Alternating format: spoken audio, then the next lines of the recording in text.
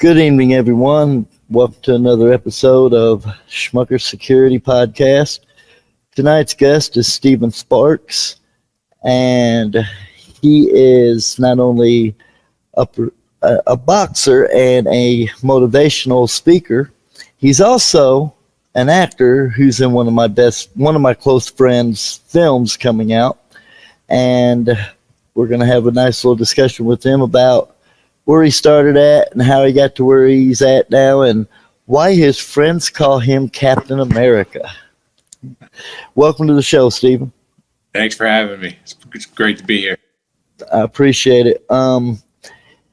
You're my fifth guest, and I appreciate you taking the time out to want to come on my show and help each other build more up. And, you know, especially with you being a boxer, I very much relate with that one. And your story leading up from where you were to where you are today is something I want you to talk about because I can relate to that too. I just don't have the same history you do of the struggles and the issues you went through to get where you are today and what you've learned in that process. But I have a similar story that I can relate to 100%. Right. Right. So tell us where you're from, what you currently do right now, and then give us a little history about what got you to where you are. Yeah. So currently I'm a personal trainer, nutritionist, actor out of Mount Airy, Maryland. I try to, help as many people as I can with that. That's what I really love doing the most is really just getting the chance to help people. What was the other part of your question? What led you to where you are today? What were the struggles and the issues you went through to find the platform where you needed to be at? So I guess you can say my story started the day after my 12th birthday. I was at a basketball practice and dislocated my knee for the first time. That happened probably 30 more times before they realized what was wrong with my knees.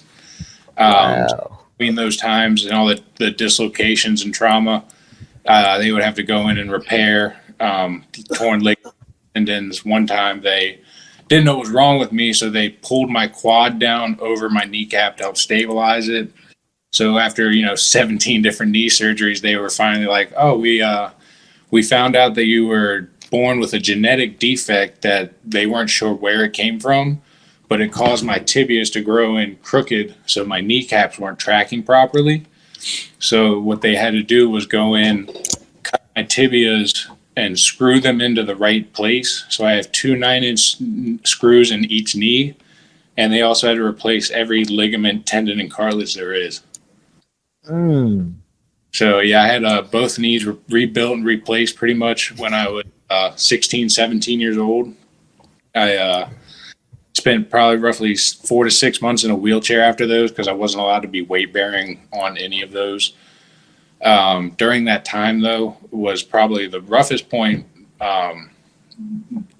because of all the surgeries and all the pains that they were putting me on. I was taking a lot of pain medication that leads to a road of addiction because having to use it so much. And, at 16, 17 years old, they're sending me home with bottles of morphine. So I was getting some pretty strong stuff at a young age. Yeah, that'll do it. But the worst part about all that was stuck inside of a room by myself for so long. It's like almost being in a prison cell. I couldn't leave.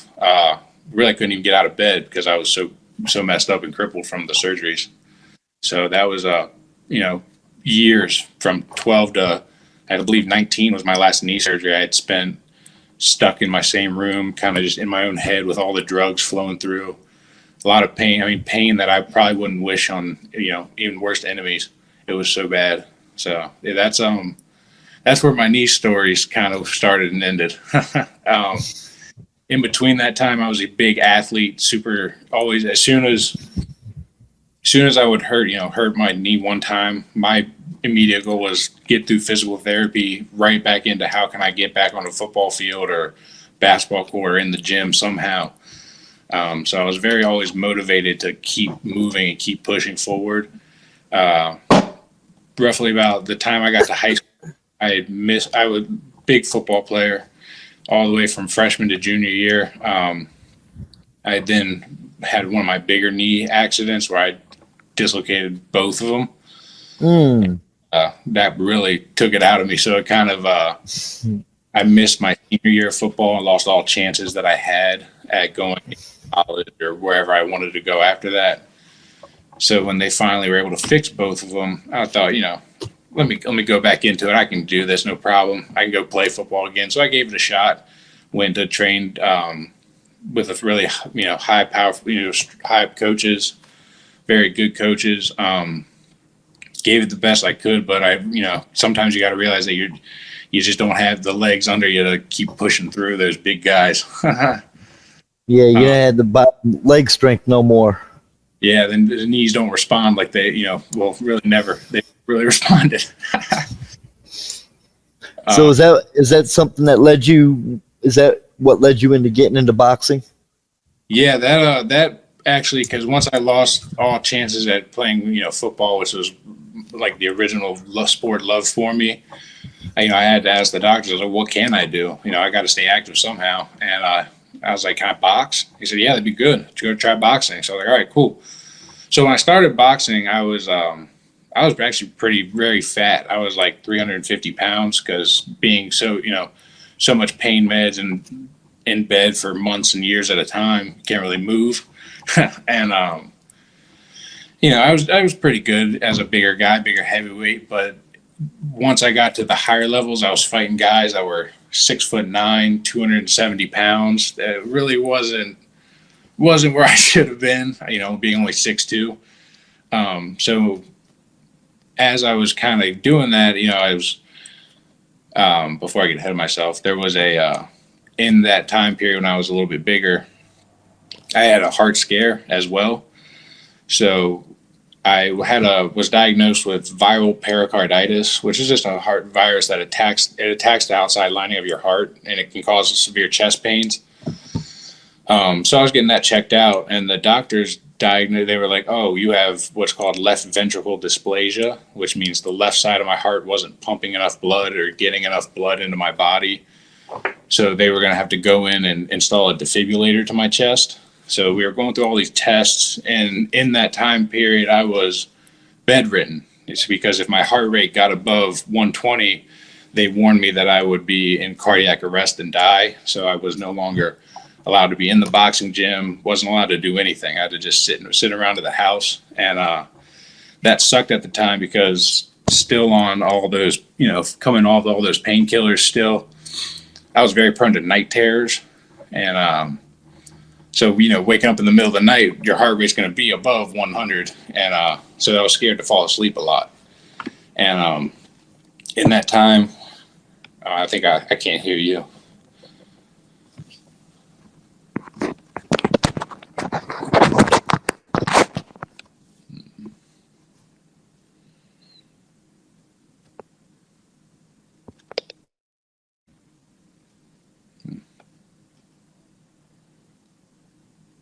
And nothing.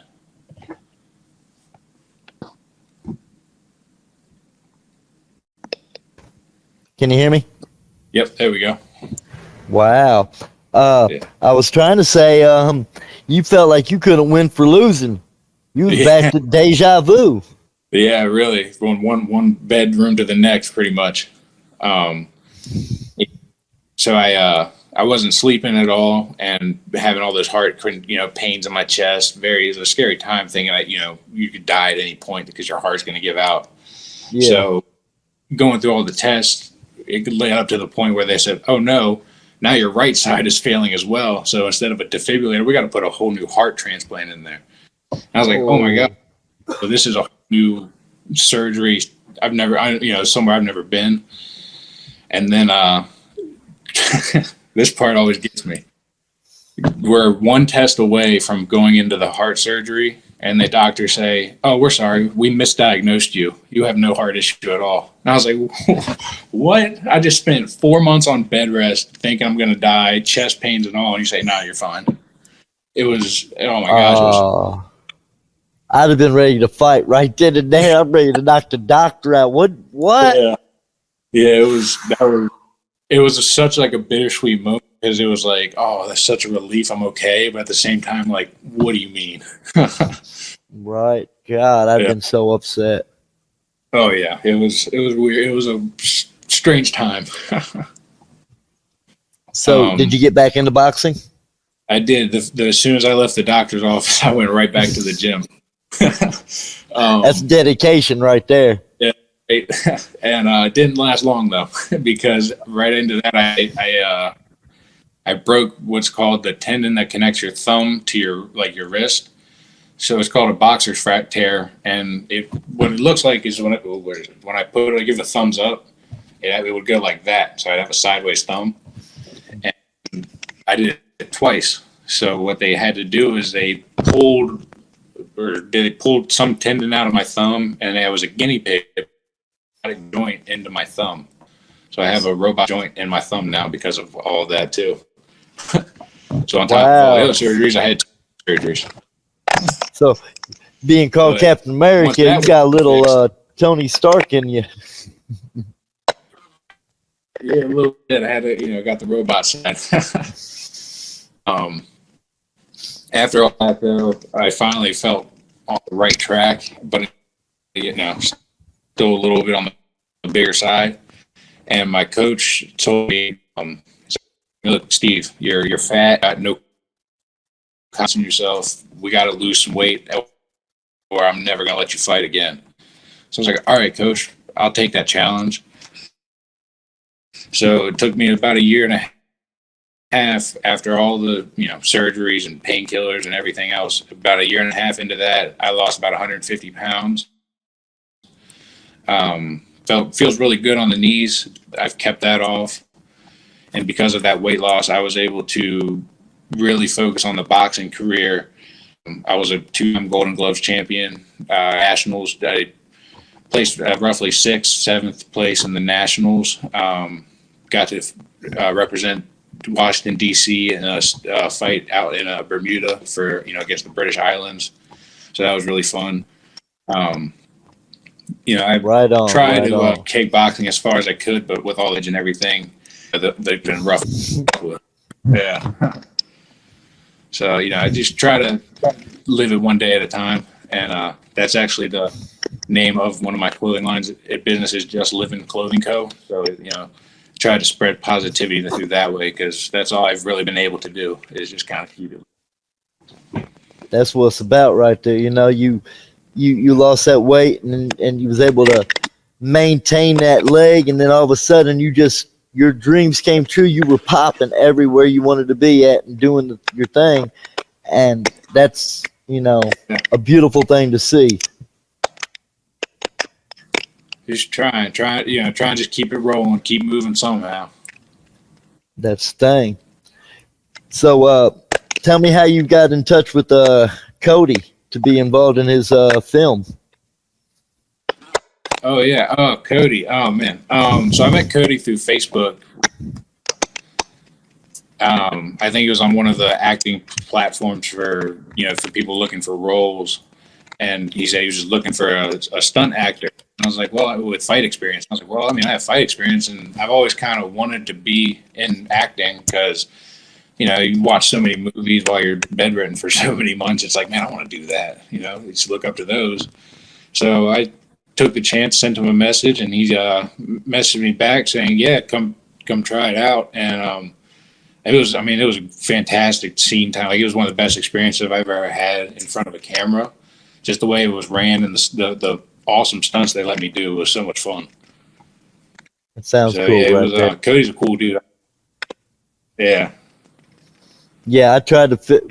We had talked early in the day when he started playing in that movie, and I told him, if I could afford to travel down there, I would have been down there. I would have been part of it, but it was just so hard to travel. I got 4 kids and a full-time job, so it's hard. Yeah, that is rough, but you're living a good life. So I'm trying. It's good. That's awesome. Right. I'm filming a movie too, just like he is. That's how we know each other. I'm filming a Friday the 13th tribute movie called Jason in Indianapolis. Oh, that's awesome, man! If it was closer, I'd come out for it.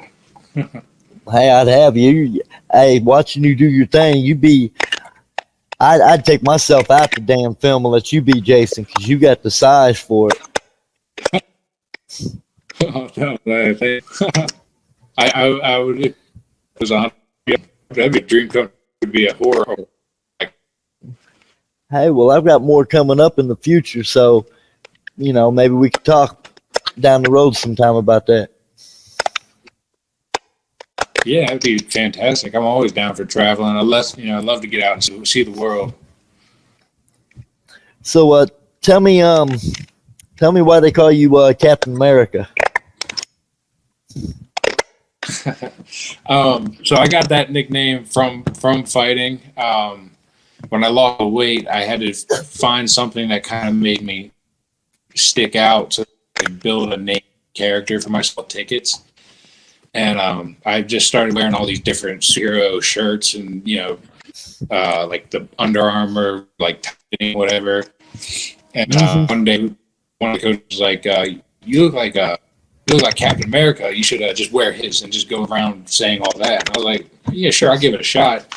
And when I did, I mean, it just kind of took off. Like, I had full suits on, so I was on airplanes traveling. People, Captain America, and they'd, all kids be all excited to see me. I was like, oh my gosh, this is weird. People like over in Bermuda would see me like that's all they called me, Captain America, and it was just kind of like a off on its own thing. That's good stuff right there. Actually, I have a little. All right, that's cool right there. So, Yeah. tell our guests what you what you got for yourself in the future, what you got planned, any other film work, any competitions coming up, doing things with your program. Yeah. So in the future, I got a few things coming up. Looking to eventually make a pro debut for boxing. Just working through existing pains and injuries that I have to find that good groove that I can hold that training to make it to that next level. That's been that's the next challenge that I'm really focused on. I'm doing more work with Cody in the upcoming Crow movie or Days of Sodom. And then let's see, I have another movie coming out. Actually, it came out. It's called The Veteran. You can check that out on Tubi TV. Also looking to try to get on some TV shows to continue the acting career. Hopefully that one will take off soon too. And let's see, I think that's the full agenda coming up. Trying to stay ready for the next fight. That's what it's all about right there, to keep the fight going. So, as a trainer, what do you try to fight one through each? So as a trainer, what's the normal regimen for you for the daily routine for a training? Like my personal training? Yeah. So my day starts not super early. I don't super early, but I finish late. I'll start every day with like some HIIT cardio because of my knees. I can't really do the road work like you would think most professional boxers do. So I do about 45 minutes of HIIT to 30, HIIT workouts, burpees, push-ups, all body weight fun stuff. That I'll probably do about 10 to 20 minutes of abs to really make sure I can take the good body shots, because ain't nothing worse than a well-placed body shot. Boy, right there After that, I'll probably, oh yeah, them liver shots are the worst. After probably take a few minutes, hour break, and then I get into heavy boxing cardio where I'll do 7 rounds of jump rope, 7 rounds of shadow boxing, 7 rounds of a double in bag, and 7 rounds of heavy bag. I call it my slot machine workout. It's just all 7. Normally by then I'm pretty so I gotta take a couple hours off, and after that I'll probably like hiking through these trails that I've carved out at the gym. The gym has like 10 acres of woods, and me and one of my guys have gone through clear trails out, so we'll do hiking trails, some people over the hills and stuff. So I get some decent walking cardio in too. I will sometimes nights come home, and probably about 3 times a week we'll do yoga, just on an app on my phone.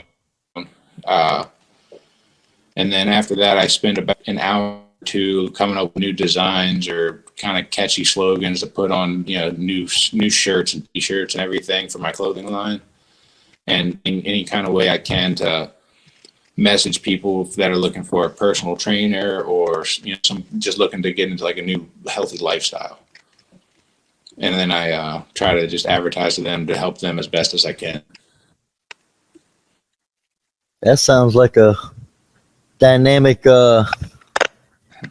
platform that you have going. At least you keep yourself busy. Yeah, I keep a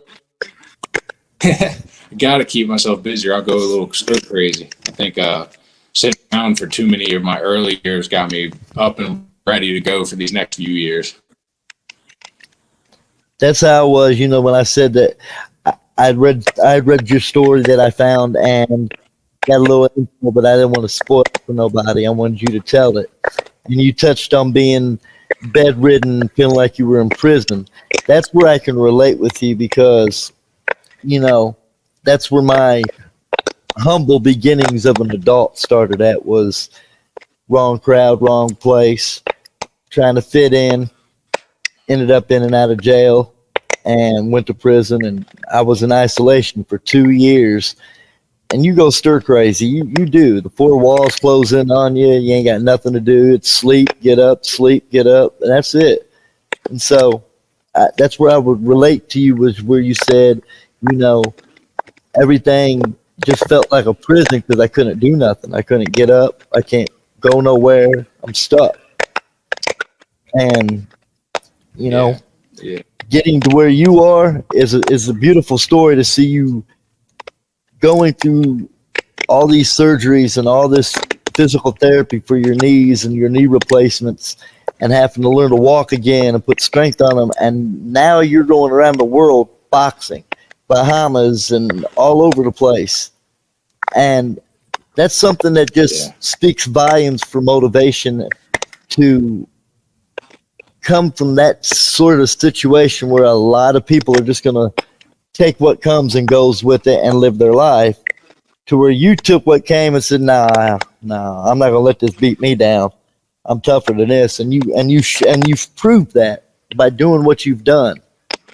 And like with my wife, until I met her, I was like the dumbest person ever because I just didn't give a care. I kept getting in trouble.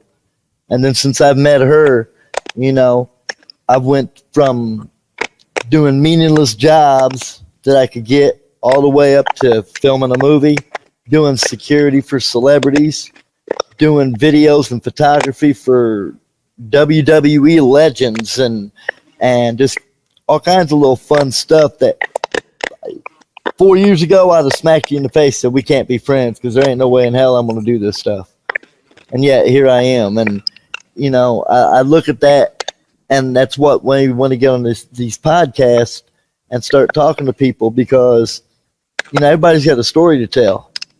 And when you reached out, I was like, yeah, I won't put him on here because he's got a story that can make people sitting back feeling sorry for themselves and looking and being like, man, I had this and I got nothing. But then see your story and be like, well, hell, if he can do it, I can do it.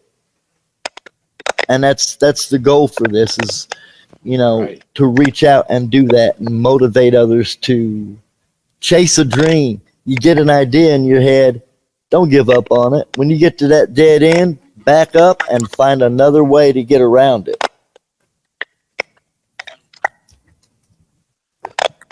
Right. Yeah, I mean, the hardest thing to do is you just gotta try. Just take it as far as you can. When you reach that limit of your peak, at least you went and did it. You have a good story to tell. When you're old, I was like, when I'm old, triple again on my cripple, I can say at least I tried everything I wanted to in life. I can walk out of this world saying, I gave it a shot. That's it. You gave it a shot. Since in 10 months. That's what keeps me rolling through. That's it. My family keeps me going. And that's, I keep on trying to find ways to do things to keep on getting a motivation. I acted one time and I decided to keep it going and I couldn't find nothing. I said, well, I'm gonna do it myself. And I didn't know nothing about nothing. And now here I am. I've done shot 2 scenes. I got a whole bunch of actors. I got a movie halfway put together. And I've done it all on my own by playing with the programs and learning how to do everything. And now I got a team helping me. And, just to sit back and say, you started somewhere and you never thought you'd get to this point because you were just looking to do something fun. And then now it's serious and you're educating yourself. You're meeting new people. Other ideas come to your head and let's try it. This podcast was, like I said, is a fifth episode.